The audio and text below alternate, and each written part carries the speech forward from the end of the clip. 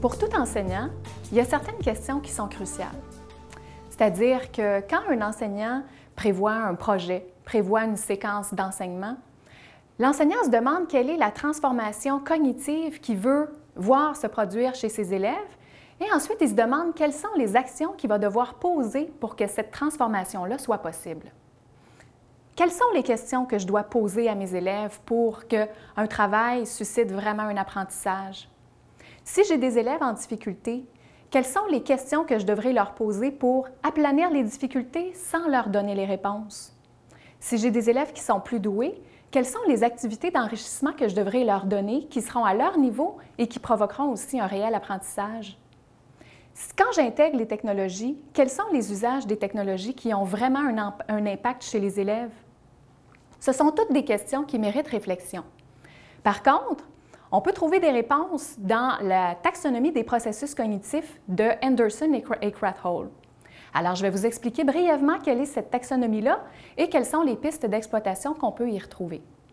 Je vous ramène dans votre vie universitaire dans les jours obscurs, où vous avez peut-être pris connaissance de la taxonomie de Bloom de 1956. De cette taxonomie-là, on a fait plusieurs usages, dont les programmes d'études basés sur les objectifs. Anderson et Krathwohl, en 2001, ont saisi cette taxonomie-là et l'ont mise au goût du jour en se basant sur les résultats des nouvelles recherches en éducation.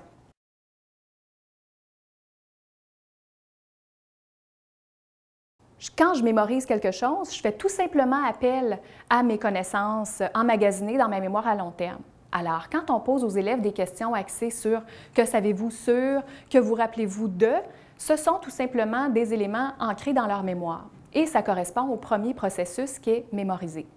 Le second processus, comprendre.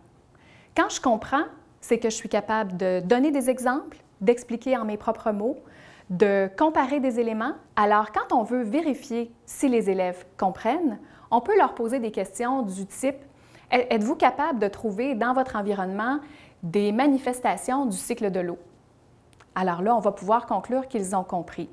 Méfiez-vous des élèves qui vont réciter une définition provenant du manuel parce que, dans ce cas-ci, vous vérifiez tout simplement leur mémorisation. Le troisième processus, appliquer.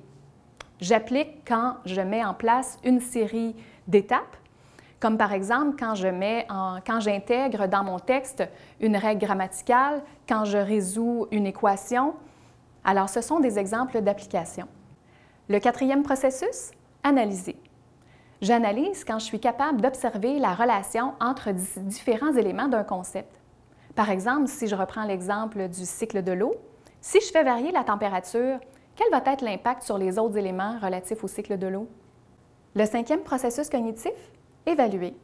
Je suis capable d'évaluer si je suis capable d'abord d'analyser et de mettre en relation des éléments d'un concept et, par surcroît, de porter un jugement en me basant sur des critères que je suis capable d'énoncer à haute voix. Le sixième processus cognitif, créer. La création est souvent associée à une production artistique que je ferai à l'aide d'un pinceau ou d'un crayon.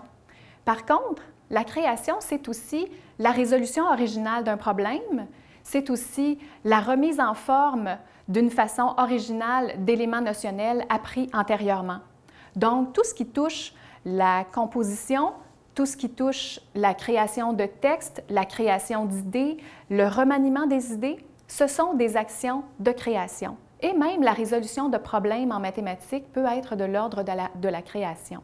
À l'école, actuellement, on exploite beaucoup la mémorisation, la compréhension et l'application. Par contre, les trois derniers processus cognitifs nous permettent de bien ancrer la compréhension et les connaissances que les élèves vont développer à l'école.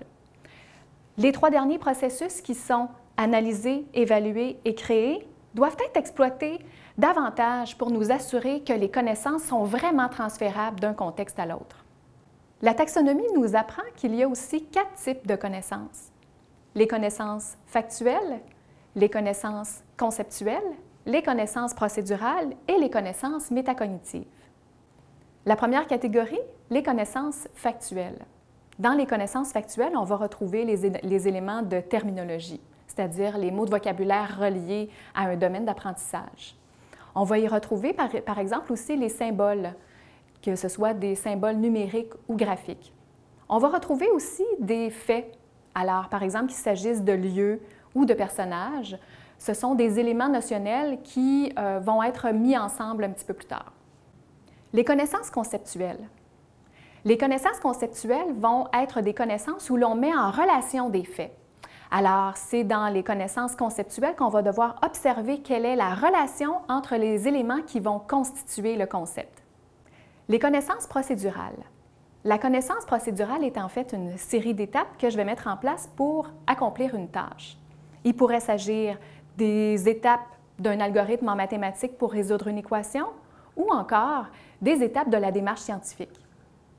Anderson et Krathwohl ont inclus dans leur taxonomie les connaissances métacognitives. De toutes les variables qui influencent le plus l'apprentissage, celle qui a le plus d'impact, c'est les connaissances métacognitives. D'après une recension qui fait l'état de 50 ans de recherche, c'est vraiment celle sur laquelle on devrait le plus travailler.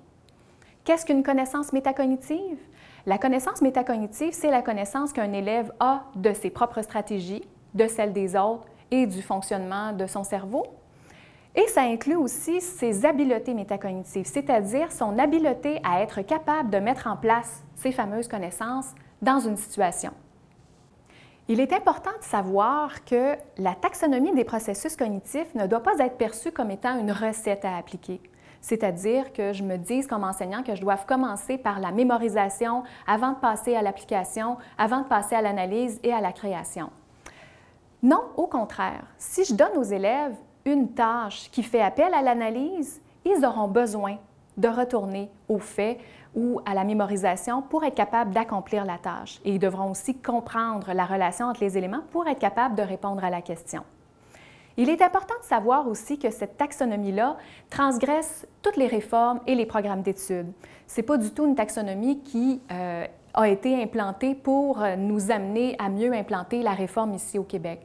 Non, c'est une taxonomie qui est reconnue mondialement à travers le monde. Maintenant, en tant qu'enseignant, maintenant que je connais cette taxonomie-là, comment est-ce que je peux l'exploiter? Cette taxonomie-là va me permettre, par exemple, quand je veux évaluer la capacité des élèves à appliquer un algorithme ou à appliquer une habileté dans différentes situations, quels sont les éléments d'apprentissage que je devrais mettre sur leur route pour qu'ils soient capables d'y arriver. Cette taxonomie-là va me permettre de viser l'objectif que je veux atteindre ou la transformation cognitive que je veux voir se produire chez mes élèves et les étapes que je devrais mettre sur leur chemin pour voir se faire cette transformation-là chez eux. Cette taxonomie-là va me permettre aussi d'intervenir en situation. Par exemple, si j'ai un élève qui n'est pas capable d'appliquer une règle ou d'appliquer une loi, je vais devoir peut-être revenir dans les niveaux antérieurs pour vérifier quelle est sa compréhension ou quelle est sa connaissance des éléments factuels qui constituent cette règle-là. Par surcroît, si j'ai un élève qui est très doué, si je veux préparer pour lui une tâche qui va être un défi intéressant pour lui, je vais peut-être pouvoir aller voir dans les niveaux taxonomiques supérieurs à la tâche pour voir quel serait celui qui pourrait être un véritable défi stimulant pour cet élève-là. Quand je construis une tâche ou une situation d'évaluation, quelles sont les questions que je devrais poser aux élèves pour véritablement vérifier leur compréhension, leur capacité d'appliquer ou leur capacité d'analyse? Cette taxonomie-là va me permettre de choisir les verbes qui seront inclus dans mes questions et qui me permettront véritablement de vérifier ce que j'ai l'intention de vérifier. Concernant l'intégration des technologies, sachant que les 3 derniers niveaux ou les 3 derniers processus cognitifs sont ceux qui sont le moins fréquemment implantés dans les écoles, est-ce que les technologies pourraient me permettre de créer des tâches plus facilement qui vont exploiter ces niveaux supérieurs? Pour aller dans le sens de cette dernière question, si vous voulez voir des exemples qui ont été produits avec chacun des processus cognitifs et chacun des types de connaissances, vous pouvez visiter le site récit.org/Bloom. J'ai développé cette ressource avec Nathalie Frigon, conseillère pédagogique à la Commission scolaire Marguerite Bourgeois, pour illustrer chez les enseignants quelles sont les idées d'exploitation d'éthique qui vont faire appel à chacun de ces niveaux-là. Amusez-vous!